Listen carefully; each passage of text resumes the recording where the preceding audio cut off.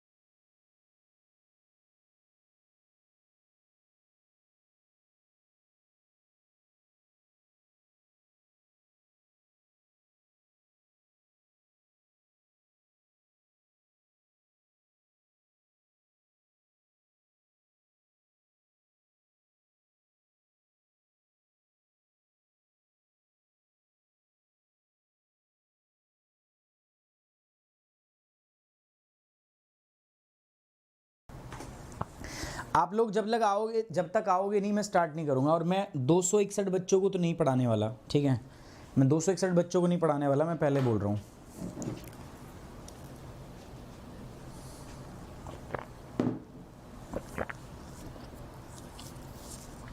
Good evening Umesh, Vaishali good evening, Ambish Karanwal good evening, Tony Star good evening, Arvind Yadav, Pallavi good evening, good evening, good evening Rahul Saroj, कैसी हैं राहुल सरोज आप? Good evening, Jyoti Saroj not Rahul Saroj, Madhu, Vandana Kaushik, Mahima, Kapil, स्वागत है आप सभी का। देखो भाई, अगर ऐसा आपका रवैया यूट्यूब पे रहता है तो फिर आप समझ जाओ, ठीक है, फिर गड़बड़ है, मामला लोचा है दोस्त, ठीक है। अगर आप लोग ऐसे करोगे दैट मीन्स आप खुद ही मूड में नहीं हो यूट्यूब पे पढ़ने का। हम सर बाद में देखेंगे, बाद के लिए नहीं है ना यार यहाँ सिस्टम।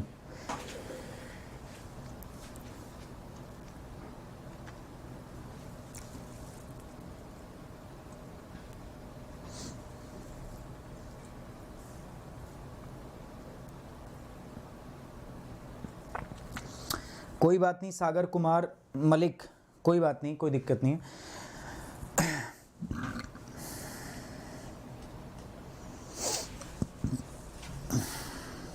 इतना लेट काहे को आते हो भाई?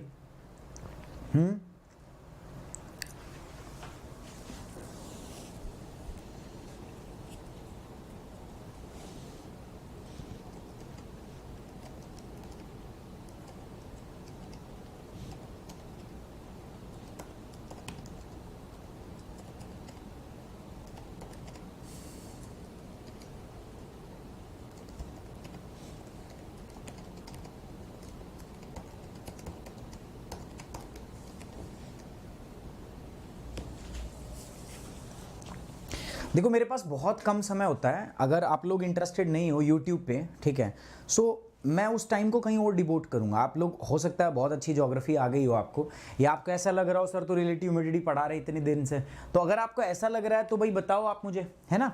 मैं क्या करूँगा ना, मैं अपना समय कहीं और दूंगा, मेरे पास समय का अभाव है, लेकिन मैं चाहता हूँ यार मैं अपने बच्चों को बेस्ट सिखाऊँ, लेकिन मैं किन को सिखाऊँ, यहाँ है ही नहीं कोई, ठीक है। आते आराम आराम से, बताओ आराम आराम से आएंगे आराम आराम से, क्या मतलब है यार, तुरंत आना चाहिए टाइम पे। And this shows your seriousness, ठीक है।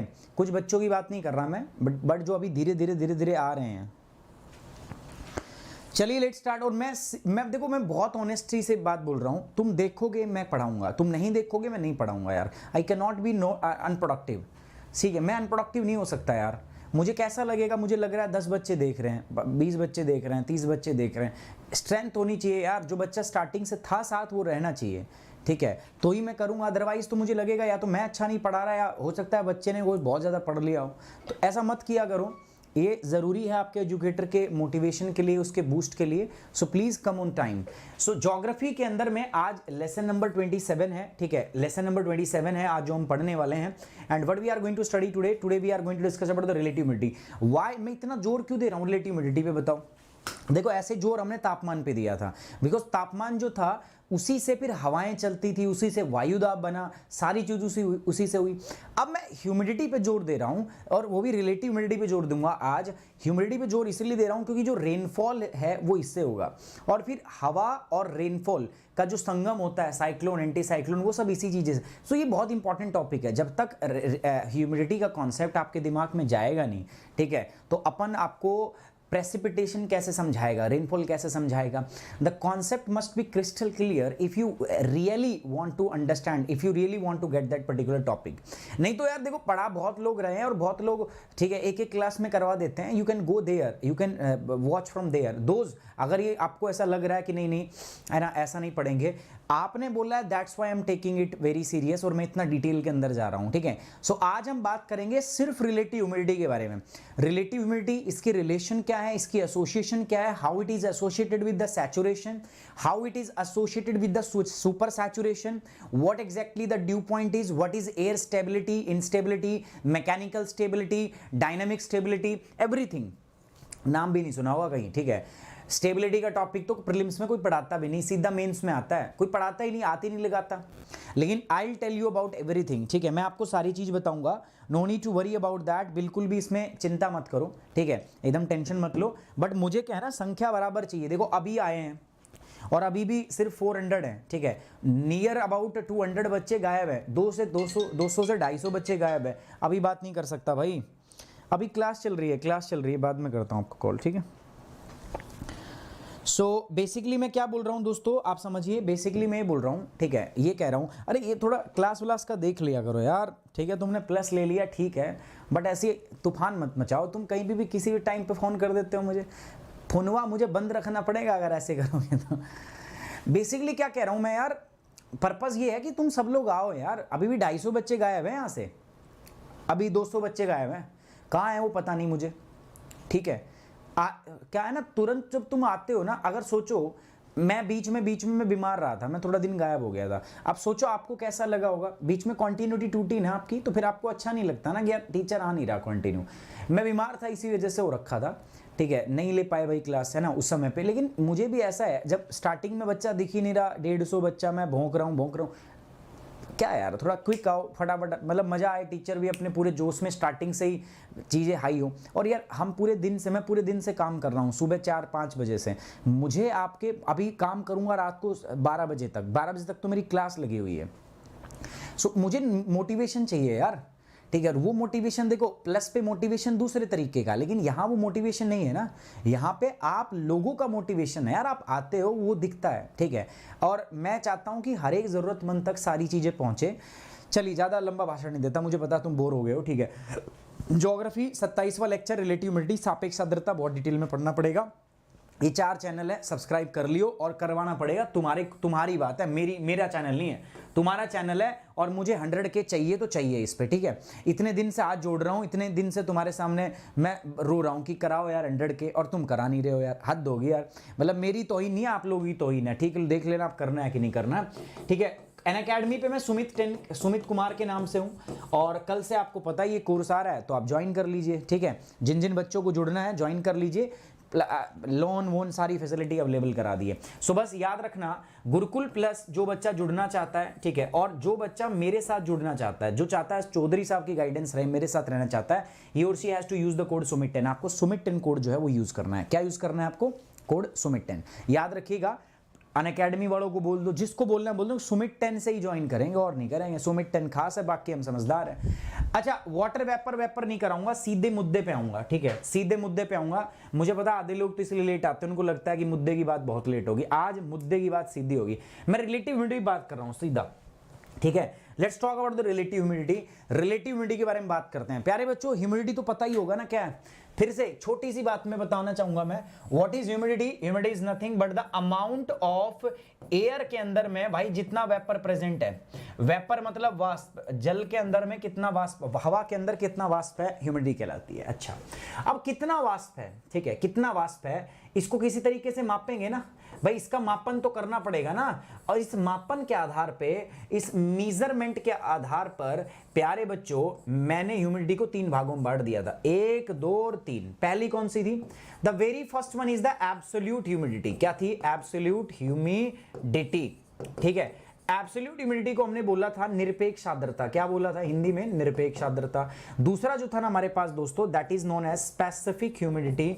What exactly the specific humidity is known as, इसको हमने बोला था क्या? विशिष्ट आर्द्रता। क्या बोला था हमने? विशिष्ट आर्द्रता, ये हमने इसको नाम दिया था। The third one here it comes, तीसरी जो आती है ना दोस्तों प्यारे बच्चों, दिस इज रिलेटिव ह्यूमिडिटी। अब रिलेटिव ह्यूमिडिटी ना मेरे लिए बहुत जरूरी है, बहुत ज्यादा, बहुत ज्यादा जरूरी है। यही खेल खेलती है पूरा का पूरा सापेक्ष आर्द्रता। ये क्या कहती है पता है? सापेक्ष आर्द्रता ये क्या कहती है? मैंने क्या बोला? मापन के आधार पे। तो मेजरमेंट में ऐसा क्या करते हैं साहब हम? जनाब मेजरमेंट में हम क्या करते हैं बताइए जनाब जलालुद्दीन। तो यहां पर अगर मैं बात करूं आपसे, सो एब्सोल्यूट ह्यूमिडिटी के अंदर में हम क्या करते हैं प्यारे बच्चों? एब्सोल्यूट ह्यूमिडिटी में we will measures in the volume. हम वॉल्यूम लेते हैं, इसमें हम क्या लेते हैं? वेट में मापते हैं, ठीक है। और इसमें हम क्या करते हैं? इसमें हम रेशियो लेते हैं। क्या लेते हैं? रेशियो। रेशियो मतलब, ठीक है, रेशियो मतलब रेशियो, ठीक है, ठीक, अनुपात। कैसे लेते हैं रेशियो? हम क्या कहते हैं कि मान लो इस हवा में, सिंपल भाषा में समझा रहा हूं, मेरे इस कमरे में जिसमें मैं पढ़ा रहा हूं, जो मेरा स्टूडियो है, इसमें हवा तो होगी, ऑब्वियस बात हवा होगी, उस हवा में कुछ मॉइस्चर भी होगा, नमी भी होगी, ऑब्वियस बात है उसमें नमी भी होगी, है ना। अब कितनी नमी है और कितनी वास्तविकता में उसमें नमी है ना भाई। अभी मेरे स्टूडियो में, हाँ या ना बोलो, ठीक है, मतलब बोलना नहीं, मतलब अपने वहां पे बताओ, ठीक है, अपने वहां पे बताते रहो, अपने वहां पे बताओ।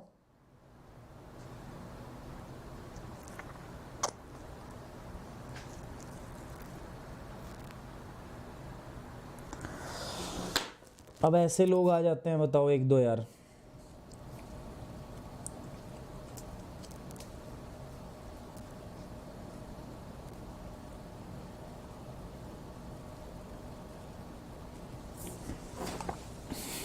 ठीक है, अब सुनो मेरी बात, अब ध्यान से पढ़ो, ठीक है, इधर छोड़ दो इनको, ठीक है, नाम बता दो मेरे को, मैं देख लूंगा, ठीक है, कोई दिक्कत वाली बात नहीं है। जी महामहिम सर बताइए। सर क्लास में हूँ सर, बच्चे तारीफ कर रहे हैं सर आपकी अभी क्लास में। ठीक है सर, ठीक है, ठीक है सर।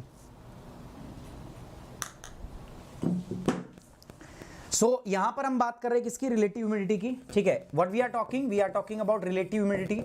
रिलेटिव ह्यूमिडिटी क्या है? बहुत प्यार से बहुत प्यारा एग्जांपल दूंगा, समझना मेरी बात। इस कमरे में खड़ा हूं, इस कमरे के अंदर में क्या होगी भाई? हवा है, हाँ है।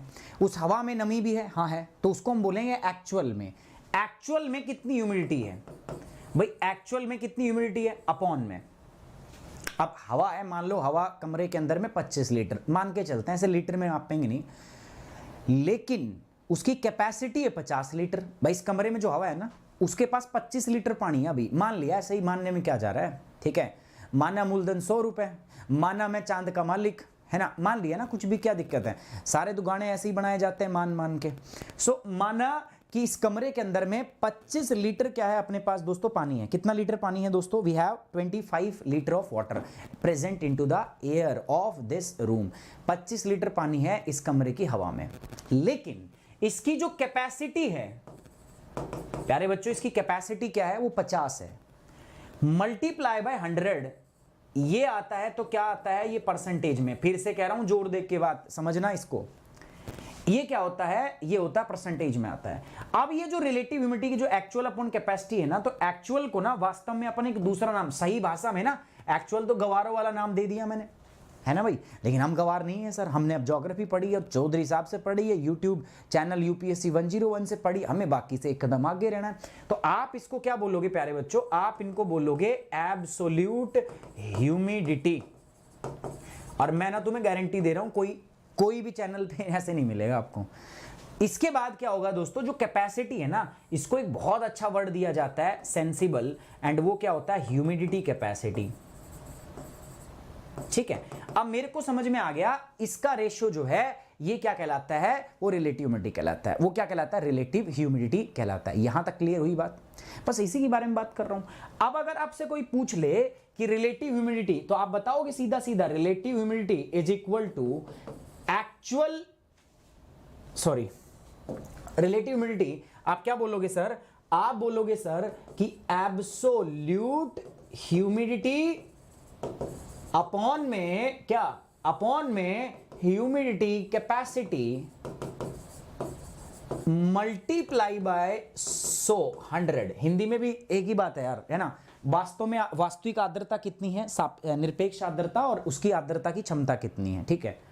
ये हो गया। मुझे यहां से एक बात साफ साफ देखने को मिल गई, क्या? कि relative humidity is directly proportional to किसके है? एब्सोल्यूट ह्यूमिडिटी, है ना। हाँ या ना बताओ, है ना, पहली बात। दूसरा, मुझे एक रिलेशन और देखने को मिली, relative humidity is inversely proportional to humidity capacity. मिल गया ना अपने को? दो शिकार यहां से मिल गए, ठीक है, दो शिकार अपने को यहां से मिल गए। ठीक है सर, यही पढ़ना है मुझे, बस इतना ही बताऊंगा, इससे ज्यादा तुम्हारे दिमाग को मैं मतलब झटका नहीं दूंगा। तो ये हो गया हमारे पास क्या? This is relative humidity. ये हो गया सापेक्ष आर्द्रता। डन? अगर डन है तो कमेंट बॉक्स में ओके की रिपोर्ट कर दो, ठीक है। अगर सही है तो कमेंट बॉक्स में ओके। मैं पढ़ाना छोड़ दूंगा अगर तुम्हारे दिमाग में ना घुस गया। थोड़ा समय जरूर लूंगा ज़्यादा, लेकिन दिमाग में घुसा देना है, ऐसा टॉपिक घुसाना दिमाग में कि निकले ही ना कभी। ठीक है, ये हो गया क्लियर, रिलेटिव ह्यूमिडिटी क्लियर हो गया सर, क्लियर हो गया, ठीक है, हमने पढ़ लिया सर। अब कल मैंने बताया था प्यारे बच्चों, फिर से एक बार उसको देखना पड़ेगा हमें, है ना। मैंने क्या बोला था, देखो जब रिलेटिव ह्यूमिडिटी बराबर हो जाए 100%, उस चीज को हम क्या बोलते हैं, सैचुरेशन। याद रहेगा, हाँ भाई प्यारे बच्चों याद रहेगा, संतृप्त होना, क्या बोलेंगे उसको, संतृप्त होना। याद रहेगा, ओके सर याद रहेगा।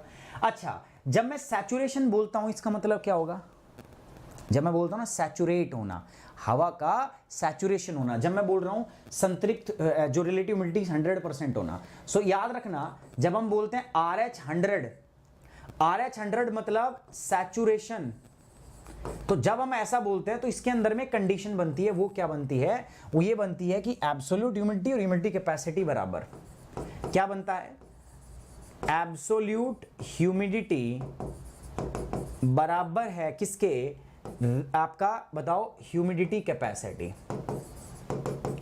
ठीक है, फिर ये कैसा हो गया, फिर ये कुछ ऐसा हो गया प्यारे बच्चों, मैंने बोला था ना मेरे कमरे में हवा है, हवा में कुछ पानी है, बताया था मैंने क्या बोला था आपको, हवा की कैपेसिटी वास्तव में कितनी है, 25 लीटर, और क्षमता कितनी है, 50 लीटर। लेकिन अगर मैं बोल दूं कैपेसिटी भी 25 लीटर है हवा में और उसकी क्षमता भी 25 लीटर है, मतलब जितनी उसकी क्षमता थी उतना हवा के पास पानी है, जितनी मुझे प्यास थी उतना पानी मैंने पी लिया। अब ज्यादा पानी पीऊंगा तो पेट फूट जाएगा, अब ज्यादा पानी पीऊंगा ज्यादा टॉयलेट जाऊंगा, होता है कि नहीं होता, है ना भाई, ज्यादा पानी पीऊंगा टॉयलेट जाऊंगा, सिंपल सी बात है। हवा है, हवा जितना पानी की प्यास है अगर उतना पानी पिलाओगे कोई दिक्कत नहीं, लेकिन अगर उस पानी से थोड़ा सा पानी एक्स्ट्रा पिला दिया उसको, वो भी टॉयलेट जाएगी और बारिश हो जाएगी। मतलब ऐसा कॉन्सेप्ट बनाया है मैंने, मतलब मुझे पता है बहुत घटिया सा है, लेकिन फिर भी ठीक है, फिर भी मान लो ऐसा, ठीक है, इस टाइप से मान लो, ठीक है, ऐसा मान लो, ओके। सो ये हो गया रिलेटिव ह्यूमिडिटी जो 100% इक्वल टू सैचुरेशन। सैचुरेशन जब भी बोलूंगा मैं ऐसा बोल लूंगा। अब मैं क्या कहना चाहता हूं ना, मैं एक एग्जांपल से आपको कुछ समझाना चाहता हूं, ये जिसके दिमाग में बैठ गया ना उसने समझो मास्टरी कर लिया। अब कुछ बच्चे कह रहे सर 2019 में जो ज्योग्राफी पढ़ाई थी, देखो क्या होता है ना, स्टार्टिंग में ABCD सिखानी पड़ती है, वो बहुत बेसिक कोर्स था, वो कोर्स देखोगे तो ये समझ में आएगा, ठीक है। अब इसके बाद मैं इसका भी बाप कराऊंगा किसी दिन, ठीक है, वैसे अपने आप में बाप है, ठीक है। अब क्या होगा ना, वो ग्रेजुअली चीजें चलती हैं। अब सुनो मेरी बात, छोड़ दो ये सब बातें, छोड़ दो। अब मैं एग्जांपल ले रहा हूं, क्या भाई, हमने अभी कहा सर कि रिलेटिव ह्यूमिडिटी जो है ना, हमने अभी पढ़ा कि एक्चुअल अपॉन में क्या होता है, capacity multiply by 100 is equal to, ये परसेंटेज में आता है। मैं एक एग्जांपल ले लेता हूं, क्या, रिलेटिव ह्यूमिडिटी मैंने एग्जांपल ले लिया, मान लो 25 लीटर है मेरे पास, ठीक है, ये है, मैंने एग्जांपल लिया, क्या, रिलेटिव ह्यूमिडिटी निकालना है। अभी वही एग्जांपल पे आ जाओ, मेरे कमरे में 25 लीटर पानी है वास्तविकता में, लेकिन उसकी क्षमता कितनी है, 50 लीटर। अब मैं इसकी ह्यूमिडिटी निकालूं तो 25/50 गुणा में 100, ये एक, अब ये कहोगे सर ये, अरे यही तो फॉर्मूला बताया था, रिलेटिव ह्यूमिडिटी कितनी आ गई, 50%, कितनी आ गई, 50%। अब मुझे मान लो हवा को सैचुरेट करना है, मैं कह दूं संतृप्त कराना है। सैचुरेट कब होगा, रिलेटिव ह्यूमिडिटी जब 100% हो जाए। सैचुरेट तब होगा जब ये रिलेटिव ह्यूमिडिटी इंक्रीज होकर RH इज इक्वल टू हो जाए 100%, तभी हवा क्या होगी प्यारे बच्चों, सैचुरेट होगी, सैचुरेशन। अब इसके लिए अपन दो चीजें कर सकते हैं, याद रखो, ठीक है, याद करो क्या बताया था मैंने, या तो एब्सोल्यूट ह्यूमिडिटी को बढ़ाओ। अब मुझे क्या करना है बताओ, मुझे रिलेटिव ह्यूमिडिटी को बढ़ाना है, मुझे रिलेटिव ह्यूमिडिटी को बढ़ाना है। मैथ क्या कहता है, गणित क्या कहता है, अगर इसको बढ़ाना है या तो इसको बढ़ाओ और या इसको घटाओ। अब एक्चुअल के साथ छेड़छाड़ नहीं करते हैं, बिकॉज एक्चुअल ह्यूमिडिटी जो है ना, वो मैंने एक्चुअल, आप जब जाके देखो ना एब्सोल्यूट ह्यूमिडिटी, मैंने उसमें लिखाया हुआ है कि वो टेम्परेचर से चेंज नहीं होती। एक्चुअल ह्यूमिडिटी या एब्सोल्यूट ह्यूमिडिटी तभी चेंज होगी जब आप फर्दर नया इवेपोरेशन कराओगे, नया वाष्पीकरण कराओगे। मेरी मम्मी ने बोल दिया बेटा 2 ही रोटी है, मम्मी ने बोल दिया बेटा 2 ही रोटी है, भूख है कितने की भाई, भूख है 4 रोटी की, मम्मी कह रही है बेटा 2 ही रोटी है, मैं कह रहा हूं मम्मी 4 की भूख है, मम्मी कह रही है तो 2 ही। अब रोटी 2 है तो रोटी को 4 करने का एक ही तरीका है कि नया आटा गूंथा जाएगा फिर रोटी बनेगी। वो मुश्किल है थोड़ा, मम्मी को मैं परेशान नहीं करूंगा, और कई बार मम्मी बनाएगी भी नहीं, मान लो गुस्से में हो तो। इससे अच्छा क्या है, धीरे धीरे अपनी कैपेसिटी कम कर लो। तो मैं वही बोल रहा हूं दोस्तों कि एक्चुअल ह्यूमिडिटी तभी बढ़ेगी जब नया इवेपोरेशन होगा, जो जनरली हम नहीं कंसीडर करके चलते हैं। इसीलिए जब भी हमें रिलेटिव ह्यूमिडिटी इंक्रीज करनी होती है, we will always decrease the capacity. हम क्या करेंगे दोस्तों, कैपेसिटी, इसको ओरिजिनल शब्दों में क्या बोलते हैं, ह्यूमिडिटी कैपेसिटी, ठीक है। सो मैं यहीं पे वही लिख रहा हूं भाई, ह्यूमिडिटी कैपेसिटी में लिख रहा हूं यहां पे, ठीक है। अब ये ह्यूमिडिटी कैपेसिटी को मुझे घटाना है ना, कैपेसिटी घटाना है। अब मुझे एक बात बताइए, कैपेसिटी जो है ना, it is directly related to the temperature, तापमान से रिलेटेड है। अगर मैं इसको घटाना चाहता हूं ना, तो मुझे तापमान को घटाना पड़ेगा। अब मुझे एक चीज और भी पहले से पता था कि तापमान जो है that is inversely proportional to altitude. भाई साहब, जैसे जैसे ऊंचाई बढ़ेगी ना, तापमान घटने लग जाता है। ये तो प्रिंसिपल हमने पहले पढ़ा, तापमान घटाना है तो ऊंचाई को क्या कर दो, बढ़ा दो। अब देखो ऐसा ही करूंगा, जो हवा यहां उपस्थित थी 25 लीटर उसकी उसमें एक्चुअल में था 50 उसकी कैपेसिटी थी, है ना। अब मुझे करना क्या है, 25 को बढ़ाना है या 50 को घटाना है, 50 को घटाना है। 50 को कैसे घटाएंगे भाई, 50 को घटाएंगे, 50 का मतलब क्या है, 50 का मतलब है कैपेसिटी, ह्यूमिडिटी कैपेसिटी। इसको घटाना है तो तापमान घटाना पड़ेगा, टेम्परेचर डिक्रीज करना पड़ेगा। और अगर टेम्परेचर डिक्रीज करना है तो आपको ऑल्टीट्यूड बढ़ाना पड़ेगा। इसीलिए इस हवा को मैंने ऊपर उठाना शुरू कर दिया। मैंने क्या शुरू कर दिया, हवा को ऊपर उठाना। देखो मैंने क्या किया, मैं थोड़ा ऊपर लेके गया हवा को, तो एक्चुअल तो उतना ही रहेगा, लेकिन क्या होगा, थोड़े दिन में अपने आप को भूखा रखूंगा तो क्या होगा, मिलेगी तो वही 2.5 रोटी, लेकिन आज मेरी जो ऊपर उठा ना, तो मेरी कैपेसिटी घट के कितनी होगी, 40। घटी क्यों, मैं हाइट इंक्रीज कर रहा हूं। मैं क्या कर रहा हूं दोस्तों, यहां पर मैं ऑल्टीट्यूड क्या कर रहा हूं, इंक्रीज कर रहा हूं। अगर मैं ऑल्टीट्यूड इंक्रीज कर रहा हूं, मैं ऊंचाई बढ़ा रहा हूं, ऊंचाई बढ़ेगी तापमान घटेगा, तापमान घटेगा रिलेटिव ह्यूमिडिटी कैपेसिटी घटेगी, ह्यूमिडिटी कैपेसिटी घटेगी, रिलेटिव ह्यूमिडिटी बढ़ेगी। यहां तक किसी को कोई भी डाउट है तो बताओ, ठीक है। अभी इसको ना बहुत प्यारे तरीके से आगे भी करूंगा मैं, बट ये थोड़ा सा रफ टफ मेथड है। और ऊपर लेके चलते हैं इसको, और ऊपर की सैर कराते हैं बादलों की। 25/30 गुणा में 100, अभी भी नहीं हुआ।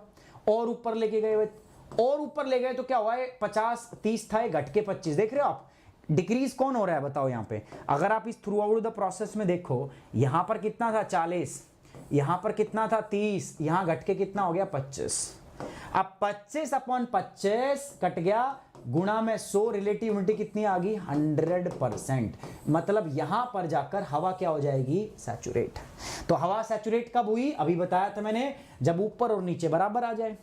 और ऊपर नीचे बराबर का मतलब है जब एब्सोल्यूट ह्यूमिडिटी और ह्यूमिडिटी कैपेसिटी बराबर हो जाए। यही तो बताया था मैंने, यहां दिख रहा है आपको ये। और जब ये हो जाए ना दोस्तों, तभी बारिश की सोचना, उसी के बाद बारिश के चांस बनते हैं। ये जिस तापमान पे होता है ना, एक पर्टिकुलर टेम्परेचर पे होता है सैचुरेशन, जिस टेम्परेचर पे होता है ना, जिस टेम्परेचर पे होता है, उस टेम्परेचर को हम बोलते हैं ड्यू पॉइंट।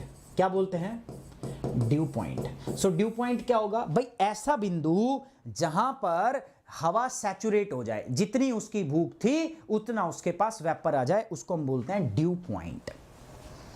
ड्यू पॉइंट वो पॉइंट है जहां पे हवा सैचुरेट हो जाए, जहां पर हवा की रिलेटिव ह्यूमिडिटी 100% हो जाए, जहां पर ह्यूमिडिटी कैपेसिटी और एब्सोल्यूट ह्यूमिडिटी बराबर हो जाए। ये तीनों बातें एक ही हैं। अगर ये तीनों चीजें मैं स्टेटमेंट में डाल दूं ना, स्टेटमेंट बेस्ड क्वेश्चन बना लूं ना मैं, तो तुम तो कर दोगे, लेकिन बाकी लोगों के ना तीतर उड़ जाएंगे। नहीं तो करवा के देख लेना बाकी लोगों से, ठीक है, बाकी लोगों से करवा के देख लेना। अब ये बात होगी सर क्लियर हमारी, ठीक है। अब ये बात तुम्हारी क्लियर होगी तो अब मैं आगे बढ़ूंगा। Importance of relative humidity. What is the importance of relative humidity, इसका महत्व क्या है। चलो इससे भी पहले ना मैं कुछ और चीज आपको समझाना चाहूंगा, और वो चीज कौन सी, ये हट जाओ अभी, थोड़ी देर रुक जाओ। मैं आपको पहले कुछ और चीज समझाना चाहूंगा। वो क्या है, जो अभी मैं पढ़ रहा था आपको, ये पढ़ा रहा था। कुछ टर्म्स हैं जैसे सैचुरेशन और सुपर सैचुरेशन, जैसे ड्यू पॉइंट, जैसे एयर स्टेबिलिटी, जैसे रेनफॉल। अब ड्यू पॉइंट तो आ गया, पल्ले पड़ गया कि नहीं पड़ गया, ठीक है। ड्यू पॉइंट पल्ले पड़ गया कि नहीं पड़ गया अपने को। ड्यू पॉइंट क्या होगा, when relative humidity is equal to 100%। भाई जब रिलेटिव ह्यूमिडिटी ना RH बराबर कितना हो जाए, 100% हो जाए, सैचुरेशन कहलाता है। या मैं क्या लिख दूं, जब आपकी absolute humidity is equal to हो जाए ह्यूमिडिटी कैपेसिटी, उसको हम बोलते हैं सैचुरेशन। क्या बोलते हैं प्यारे बच्चों, आवाज नहीं आ रही भाई, सैचुरेशन। देखो नंबर फिर से घट रहा है, वीडियो लाइक हो नहीं रही है, शेयर आप कर नहीं रहे हो। उसके बाद ड्यू पॉइंट आता है। मैंने बताया जिस पॉइंट पे हवा सैचुरेट होती है, at a point on which air gate saturated, जिस पॉइंट पे हवा सैचुरेट होती है वो पॉइंट क्या कहलाता है? Due point. ठीक है, उसको क्या बोलते हैं हम? ड्यू पॉइंट, ओशांक बोलते हैं इसको शायद।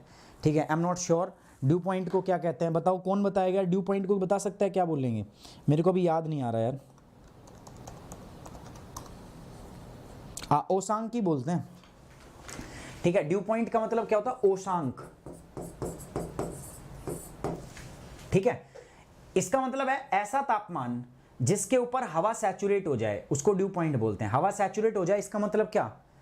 इसका मतलब ये कि जिस पॉइंट पे रिलेटिव ह्यूमिडिटी 100% हो जाए उसको हम क्या बोलते हैं? Due point. ठीक है सर, ये भी बात समझ में आ गया। अब ये कौन सा बवाल है? Super saturation. हाँ, हवा कभी सैचुरेट होके बारिश थोड़ी ना करेगी भाई। मेरे को जितनी भूख थी तुमने मुझे उतना खिला दिया, जितना मुझे प्यास थी मैंने पानी पी लिया, तो वो तो रहेगा ना पेट में। अब मैं उससे ज़्यादा पीऊँगा तभी टॉयलेट जाऊँगा। हवा को जितनी प्यास थी तुमने पानी पिला दिया, लेकिन अब अगर उससे ज़्यादा तुम पानी पिलाओगे तो क्या हो जाएगा? Super saturation. सैचुरेशन से अगर वो ऊपर जाओगे, अगर रिलेटिव ह्यूमिडिटी 100% से ऊपर जाएगी, अब ऊपर कैसे जाएगी? वो ऊपर ऐसे जाएगी, ध्यान दो, वो ऊपर कैसे जाएगी? यहां तक था 100%। सपोज मैं इसको और ऊपर ले जाऊं तो क्या होगा? और ऊपर आप ले जाओगे तो कैपेसिटी और घट जाएगी भाई। और ऊपर जाऊंगा ये 25/20 हो जाएगा, कैपेसिटी बढ़ गई, रिलेटिव ह्यूमिडिटी क्या होगी? बढ़ गई।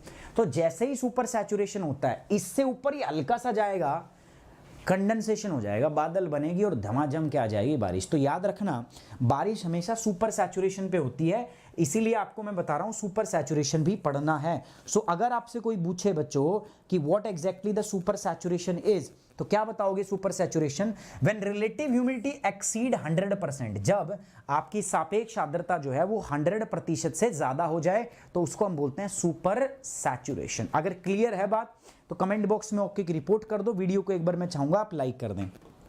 ठीक है, एक बार मैं चाहूंगा कि आप वीडियो को क्या कर दे? लाइक कर दें। ठीक है, जल्दी बताइए, फटाफट से फटाफट बताइए, तब तक मैं एक सिप लेता हूं शेक की। जल्दी बताइए, समझ में आया? कमेंट बॉक्स में ओके की रिपोर्ट मंगतापन।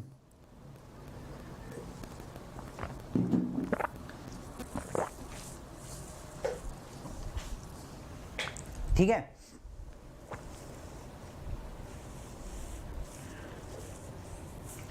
ये हो गया। ठीक, चलो अब थोड़ा पीछे लेके चलता हूं। यहां पे अपने को सब समझ में आ गया। सुपर सैचुरेशन क्या होगा भाई? एक ऐसा बिंदु जब सैचुरेशन, जब इसके अंदर में क्या होगा? व्हेन रिलेटिव ह्यूमिडिटी एक्सीड्स 100%, जब रिलेटिव ह्यूमिडिटी 100% से ज्यादा हो जाएगी तो उसको सुपर सैचुरेशन बोल देंगे, सिंपल।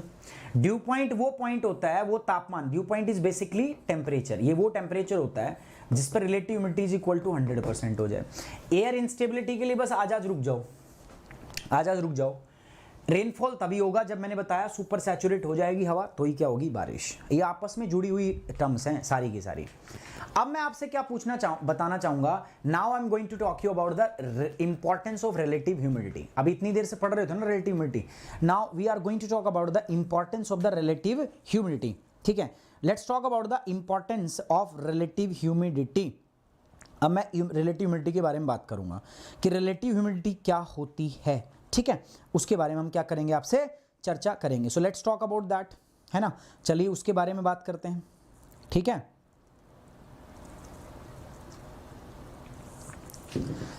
इंपॉर्टेंस के बारे में बात करना है। क्यों मैं रिलेटिव ह्यूमिडिटी आपको पढ़ा रहा हूं? देखो इसकी बहुत इंपॉर्टेंस है। पहली एटमॉस्फेयर है, पहली जो चीज है एटमॉस्फेयर की कंडीशन पे।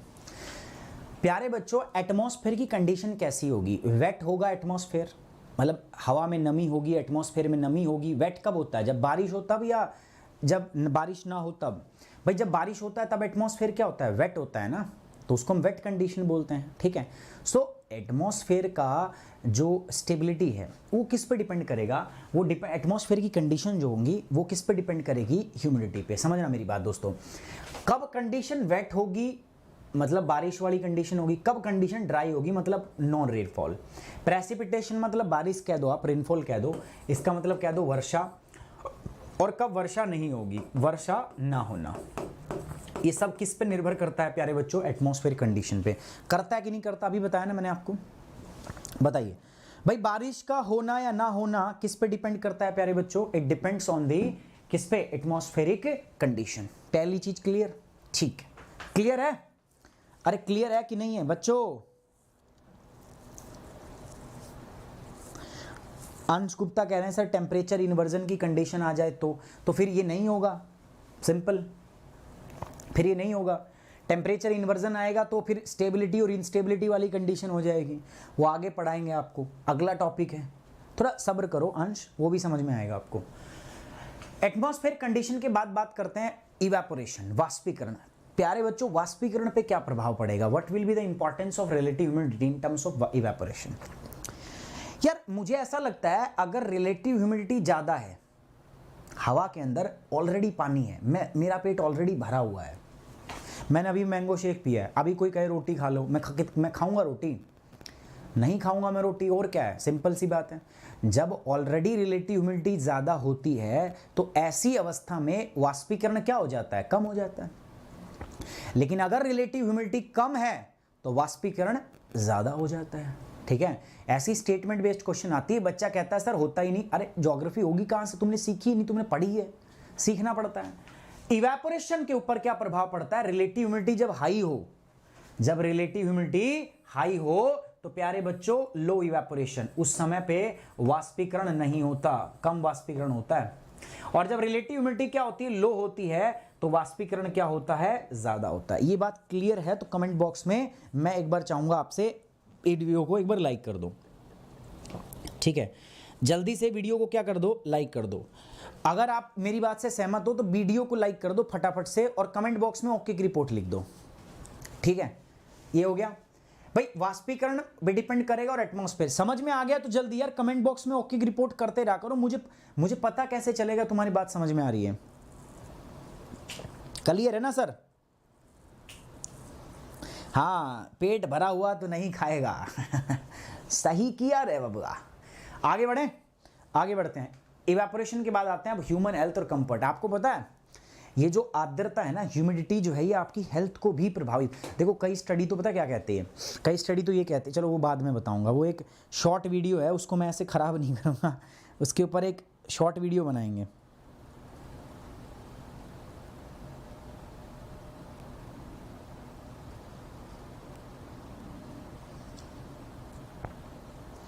ठीक है, एक शॉर्ट वीडियो बनाएंगे उसके ऊपर। ठीक है, जो ट्रॉपिकल एरियाज है ना, इक्वेटोरियल एरिया, सॉरी, भूमध्य रेखा के आसपास, जैसे रवांडा, युगांडा, कॉन्गो, जायरा, ये जो देश है ना, ब्राज़ील, जो इक्वेटर के पास रहते हैं, यहाँ आर्द्रता बहुत ज़्यादा होती है, रिलेटिव ह्यूमिडिटी बहुत ज़्यादा होती है। जितनी ज़्यादा, देखो हाई रिलेटिव ह्यूमिडिटी भी आपके लिए खतरनाक है और लो रिलेटिव ह्यूमिडिटी भी आपके लिए खराब है, आपके लिए हेल्थ हैजार्डस का कारण बन सकता है। अधिक आर्द्रता के अंदर क्या होगा? ज़्यादा पसीने आएंगे, आप जल्दी थक जाओगे, आप डिहाइड्रेट हो जाओगे जल्दी। और कम ह्यूमिडिटी में भी ऐसा ही होगा, ज़्यादा ह्यूमिडिटी में भी हाइड्रेशन होता है, आपका हीट लॉस होता है बॉडी का, और कम ह्यूमिडिटी में, रिलेटिव ह्यूमिडिटी में भी सेम होता है। इसीलिए जो इक्वेटर के आसपास के लोग हैं ना, वहाँ आर्द्रता बहुत ज़्यादा होती है, वो लोग हमेशा थके थके रहते हैं। ठीक है, वो लोग उतने एफिशिएंट नहीं होते और हर साल नई बीमारी आ जाती है इक्वेटर के ऊपर। क्यों आती है इक्वेटर के आसपास बीमारी? हर साल एक नया, देखो ये कोरोना वायरस तो अलग है, तो चाइना ने बनाया है, लेकिन जितने भी नेचुरल वायरस जो होते हैं वो सब के सब इक्वेटोरियल एरिया से निकलते हैं। क्यों? Because of the ideal condition, क्योंकि वहाँ पर ह्यूमिडिटी कंडीशन क्या है? ज़्यादा। And because of the high humidity, humidity is the ideal condition to thrive a bacteria और थ्राइव अ वायरस। ठीक है, ये बात क्लियर होगी। सो प्यारे बच्चों, हाई ह्यूमिडिटी, रिलेटिव ह्यूमिडिटी का आपकी हेल्थ पर भी प्रभाव पड़ता है। क्या प्रभाव पड़ता है? अगर ये 60% से ज़्यादा है, मतलब ज़्यादा है ना, अगर ये ज़्यादा है तो भी यार ह्यूमन हेल्थ पर ये इंजूरियस इफेक्ट डालेगी, खराब होगी, है ना, जैसे इक्वेटोरियल एरिया में होती है। और अगर ये बहुत कम है, if it is very low, then it is also injurious to the human health, तब भी आदमी की हेल्थ के लिए अच्छी नहीं है। अगर रिलेटिव ह्यूमिडिटी बहुत लंबे समय तक ज़्यादा हो, अब यहाँ पे बारिश होती है तो थोड़े समय के लिए, आपने देखा नहीं जब बारिश होने से पहले कैसा डिस्कम्फर्ट आपको फील होता है? गलत तो नहीं कह रहा हूँ, बताओ। बारिश होने से पहले कैसा डिस्कम्फर्ट आपको फील होता है? भालेश्वर, गोंड, बहुत बढ़िया, जल्दी जाइए, सो जाइए, गुड नाइट, जल्दी जाइए, सो जाइए आराम से। सो मैं क्या बोल रहा हूँ, आप समझ रहे हो मेरी बात? ठीक है, अच्छा अभी बच्चों अनअकैडमी पे क्लास है अपनी, कहाँ जा रहे हो? 10 बजे तो अपना टेस्ट है करंट अफेयर का, छोड़ेगा नहीं जब तक करेगा नहीं, ठीक है। सो इक्वेटोरियल रीजन के अंदर में दोस्तों अगर मैं बात करूं तो this is injurious to human health, आदमी की हेल्थ के लिए क्या है, खराब है। कब खराब है बताओ?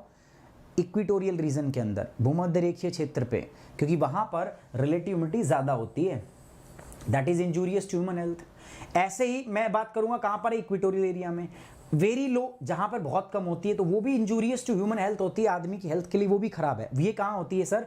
ये होती है ट्रॉपिकल रीजन में, जो हॉट डेजर्ट्स होते हैं ना, गर्म डेजर्ट, सहारा मरुस्थल, ठीक है, वेस्ट ऑस्ट्रेलियन डेजर्ट, ठीक है, अट्टाकामा डेजर्ट, ठीक है, अरेबियन डेजर्ट, थार डेजर्ट, ये सारे डेजर्ट जो हैं these are the hot desert. और हॉट डेजर्ट के अंदर में क्या होती है, ह्यूमिडिटी कम, तो आप ज़्यादा देर तक हॉट डेजर्ट में भी नहीं रह सकते, ह्यूमिडिटी वहाँ भी कम है, समझ रहे हो? सो मैं क्या बोल रहा हूँ दोस्तों, ह्यूमन हेल्थ पे दोनों बीच की ह्यूमिडिटी होगी तो अच्छी होगी, तब कंफर्टेबल रहोगे आप। अगर ज़्यादा है तो भी दिक्कत है और कम है तो भी दिक्कत है, बट ये over the long period of the time है। बट थोड़े समय के लिए मान लो 60% से ज़्यादा है तो कोई फर्क नहीं पड़ेगा, लेकिन लंबे समय तक अगर आप 60% से ज़्यादा ह्यूमिडिटी के एरिया में रह रहे हो तो आपके हेल्थ पर नकारात्मक प्रभाव पड़ेंगे, ठीक है। आगे बढ़ते हैं, स्टेबिलिटी एंड इंस्टेबिलिटी। यार ये एक टॉपिक है पूरा सेपरेट, मे बी कल तो मैं शायद फॉर्म ऑफ कंडेंसेशन पढ़ाऊंगा, नेक्स्ट टॉपिक में मैं बात करूंगा stability and instability of air, ठीक है। विल टॉक अबाउट द स्थिरता और अस्थिरता। आप ये बात समझ लो, अगर लो ह्यूमिडिटी होती है ना तो हवा क्या होती है, स्टेबल, चुपचाप पड़ी रहेगी। अगर लो ह्यूमिडिटी है सो हवा क्या होगी, स्टेबल, ठीक है। लो ह्यूमिडिटी में हवा स्टेबल रहेगी, चुपचाप पड़ी रहेगी। लेकिन अगर हाई ह्यूमिडिटी है, अगर ह्यूमिडिटी हाई है तो समझ जाना हवा भी इनस्टेबल होगी, हवा इंस्टेबिलिटी। एंड स्टेबिलिटी और instability these are completely a different topic. ये दोनों के दोनों क्या हैं, एक अलग से टॉपिक है जो अपन डिस्कस करने वाले हैं, वेयर अभी पढ़ेंगे ना आगे, ठीक है। अगर अच्छी स्ट्रेंथ में आए तो पढ़ाऊंगा, नहीं तो नहीं पढ़ाऊंगा,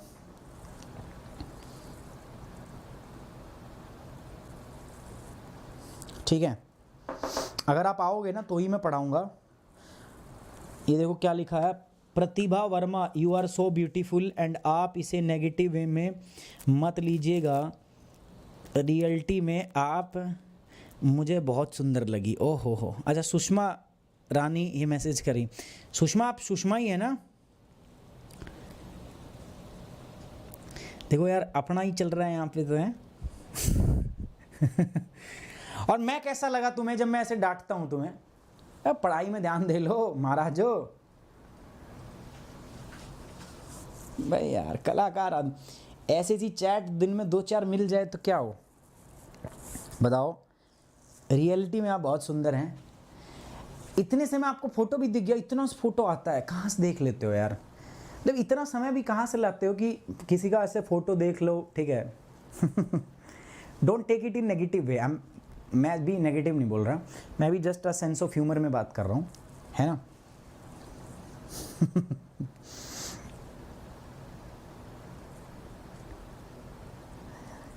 जमाई जहर आदमी है यार चैट बॉक्स में ना, नहीं है? बताओ। कई बार गुस्सा भी आ जाता है इन चीज़ों को पढ़ के, कई बार हंसी भी आती है, अभी हंसी आ रही है। चलो आगे बढ़ते हैं, छोड़ो यार। हाउ लो ह्यूमिडिटी होगी तो स्टेबिलिटी और हाई ह्यूमिडिटी होगी तो इंस्टेबिलिटी, ये बात समझ में आ गया। हिंदी वाले बच्चों के लिए बताना पड़ेगा। देखो वायुमंडल की स्थिति, वायु आर्द्र होगी या वायु शुष्क होगी, नमी नहीं होगी या तो नमी होगी, ये किस पर निर्भर करेगा? वायुमंडल की स्थिति पे। ये किस पे निर्भर करता है? ये आपका सापेक्ष आर्द्रता पे निर्भर करेगा। वाष्पीकरण कम होगा या ज्यादा? अगर RH मतलब रिलेटिव ह्यूमिडिटी, सापेक्ष आर्द्रता अगर उच्च है तो कम वाष्पीकरण, अगर रिलेटिव ह्यूमिडिटी कम है तो उच्च वाष्पीकरण, ठीक है। इनवर्स प्रोपोर्शन है, relative humidity is inversely proportional to the evaporation. मानव स्वास्थ्य और आराम के लिए क्या है दोस्तों? देखो अगर मानव स्वास्थ्य के लिए हानिकारक कब होगी? जब अधिक होगी तो भी हानिकारक है, और अगर बहुत कम है तो भी मानव स्वास्थ्य के लिए हानिकारक है। अधिक कहां होती है? भूमध्य रेखीय क्षेत्र में, और कम कहां होती है दोस्तों? उष्ण कटिबंध के जो गर्म रेगिस्तान होती है वहां पर बहुत ही कम होती है। स्थिरता और अस्थिरता ये टॉपिक है प्यारे बच्चों, ये टॉपिक है, ये जो हमें डिस्कस करना है, बट ये बहुत ज़्यादा इंपॉर्टेंट भी नहीं है। मैं तभी कराऊंगा जब आप लोग उपस्थित होंगे, ठीक है, नहीं तो नहीं कराऊंगा मैं, मतलब समय वेस्ट नहीं करूंगा अपना, ठीक है, मैं छोड़ दूंगा, मैं सही बता रहा हूँ। फॉर्म ऑफ कंडेंसेशन जिसमें एडियाबैटिक और डायबिटिक कंडेंसेशन है, और स्टेबिलिटी इंस्टेबिलिटी मैं तभी कराऊंगा अगर आप होंगे, नहीं तो मैं सीधा टाइप ऑफ रेनफॉल पढ़ा के आगे निकल जाऊंगा।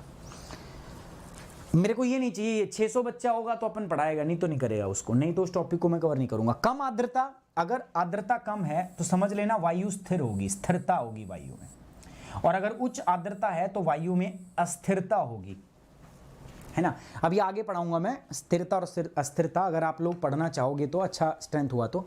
अब मैं ये बताना चाहता हूं सर डिस्ट्रीब्यूशन कैसा है रिलेटिव ह्यूमिडिटी का, है ना, कहाँ कम है रिलेटिव ह्यूमिडिटी, कहाँ ज़्यादा है, उसका डिस्ट्रीब्यूशन जो है वो अपने को देखना है। डिस्ट्रीब्यूशन के मामले में अगर मैं बात करूं तो सबसे पहले बात करते हैं इक्वेटोरियल एरिया पे। 0 डिग्री है, इक्वेटोरियल एरिया में रिलेटिव ह्यूमिडिटी क्या होती है, ज़्यादा, ठीक है। इक्वेटोरियल एरिया में रिलेटिव ह्यूमिडिटी क्या होती है, ज़्यादा। देखो सबसे ज़्यादा रिलेटिव ह्यूमिडिटी अगर तुमसे कोई पूछे तो आप आंख बंद करके, कान बंद करके आप इस एरिया को बोल लोगे, in the equatorial area this area has the high relative humidity. अब ऐसे मैं पूछ लूँ आपसे, बताओ पूरी पृथ्वी पर, ठीक है, लैटिट्यूड जो है, पूरी पृथ्वी पर जो मेन फैक्टर है जो गवर्न करता है, आपसे मैं सवाल पूछ दूं, what is the main factor which govern the humidity, relative humidity on the earth, तो आप क्या बोलोगे, the main factor is the temperature. Temperature जो है that will govern the humidity और relative humidity on the earth, ठीक है। सो ये टेम्परेचर जो है ये इसको क्या करेगा, गवर्न करेगा। तो हाई रिलेटिव ह्यूमिडिटी यहाँ है, ठीक है। ऊपर गया मैं, यहाँ पर क्या होगा, लो रिलेटिव ह्यूमिडिटी, और नीचे आ गया इधर लो रिलेटिव ह्यूमिडिटी, है ना। सबसे लो कहाँ होती है, देखिए यहाँ हाई होती है, लेकिन जब हम बात करते हैं ना 30 डिग्री के आसपास, 30 डिग्री के आसपास प्यारे बच्चों ये कम हो जाती है, थोड़ा नीचे ज़्यादा खिसा, सॉरी 30 डिग्री है ना, 30 डिग्री के आसपास ये क्या होती है, लो। लेकिन 30 डिग्री के बाद में फिर से बढ़ने लगती है, पोल की तरफ जाते हैं फिर ये इंक्रीज होती है, तो आपको ऐसे ही याद रखना है, ठीक है। थोड़ा दिक्कत है ना भाई, यहाँ हाई थी फिर लो हुई फिर बढ़ने लग गई, इसीलिए तो पेपर में आता है, और हमको फिर पेपर में जीरा बटा नल बटा सन्नाटा हो जाता है, इसीलिए मैं कह रहा हूँ ये बात आपको ध्यान में रखनी है, ठीक है।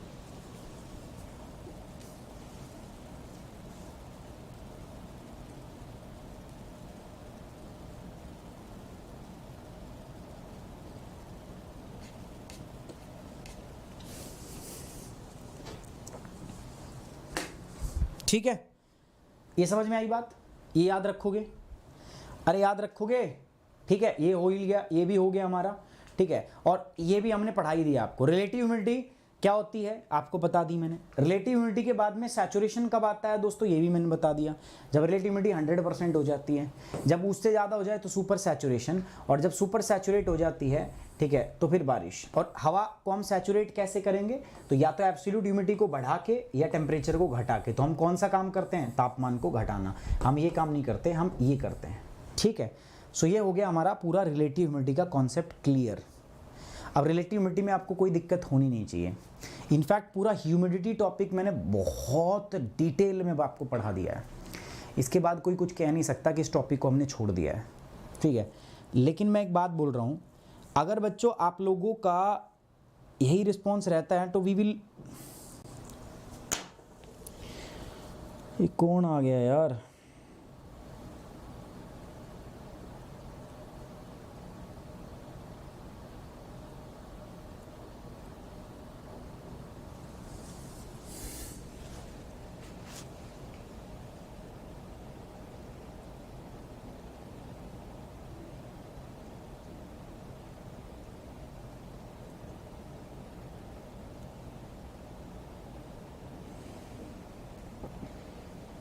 ये तो आदत ही है यार तुम लोगों की, मैं भले ही पढ़ाता रहूं, ठीक है।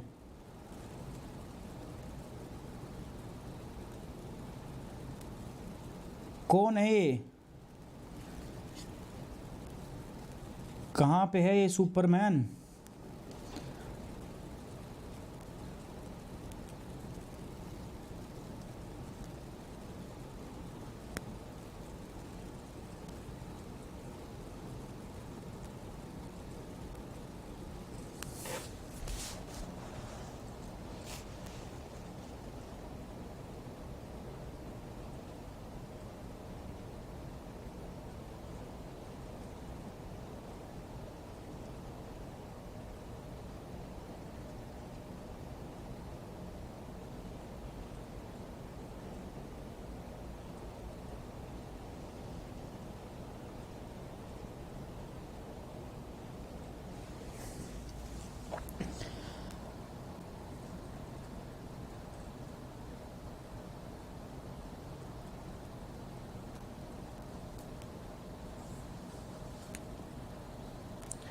ठीक है यार, तुम तगड़े काम में लगा दिया मेरे को।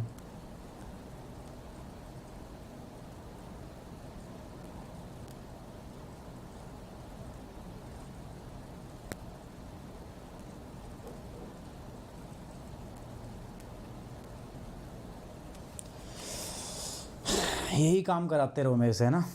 मैं नहीं ढूंढ रहा, ठीक है, मैं नहीं ढूंढ रहा। चलो यार ख़त्म करते हैं, कल से बैच लॉन्च कर रहे हैं, ठीक है। जिसको आना हो आज आना, अभी भी नहीं किया है, कल भी ऑफर है, कल भी आप आराम से कर सकते हो, कोई दिक्कत नहीं है, ठीक है। प्लस और आइकॉनिक 2 प्रकार के कोर्स है अपने पास, और कोड यूज़ करना है सुमित 10। पहले बता रहा हूँ, जो बच्चा ज्वाइन करना चाहता है always use the code Sumit 10, ये अपना कोड रहेगा सुमित 10, है ना। कॉम्बो ऑफर चल रहा है आजकल, कॉम्बो लेना है, सो याद रखना मेरा कोड ये है, और ये मेरा क्या है, टेलीग्राम चैनल, ठीक है। आज ही जुड़ जाइए, कल अगला टॉपिक करेंगे, बट कल अगर इसी स्ट्रेंथ में रहे और ऐसे ही पढ़े तो मैं नहीं पढ़ाऊंगा, मैं साफ बोल रहा हूँ। मुझे कल स्ट्रेंथ चाहिए, अगर नहीं है तो फिर ठीक है, आप नहीं पढ़ाओगे तो मैं पढ़ाऊंगा भी नहीं, ठीक है। चलिए bye bye, take care, love you बच्चों, कल मिलते हैं नेक्स्ट क्लास के अंदर, बाय बाय, जय हिंद।